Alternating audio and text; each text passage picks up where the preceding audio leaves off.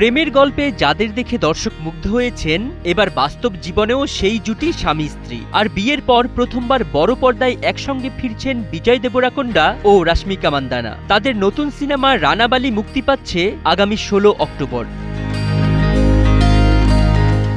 26 ফেব্রুয়ারি উদয়পুরে ঘনিষ্ঠজনদের উপস্থিতিতে বিয়ে করেন বিজয় রাশমিকা। বিয়ের পর কিছুটা সময় একসঙ্গে কাটিয়ে হানিমুনেও গিয়েছিলেন তারা। মার্চে হানিমুন শেষে দেশে ফিরে আবার রানাবালির শুটিংয়ে যোগ দেন এই তারকা দম্পতি। ফলে সিনেমাটিকে ঘিরে এবার বাড়তি কৌতূহল, পর্দার প্রেমিক প্রেমিকা এবার বাস্তবের জীবনসঙ্গী হয়ে কেমন রসায়ন দেখালো।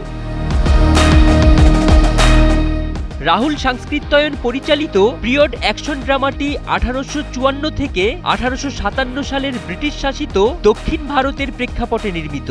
বিজয়ের স্ত্রীর চরিত্রে জায়াম্মার ভূমিকায় অভিনয় করেছেন রাশমিকা। গীতা গোবিন্দম ও ডিয়ার কমরেডের পর এটি তাদের একসঙ্গে তৃতীয় সিনেমা। এছাড়া দ্য মামি খ্যাত হলিউড অভিনেতা আর্নল্ড ভসনোকে দেখা যাবে খলনায়কের চরিত্রে। দশেরা উপলক্ষে ছবিটি বিশ্বজুড়ে একাধিক ভাষায় মুক্তি দেওয়ার সিদ্ধান্ত নিয়েছেন নির্মাতারা।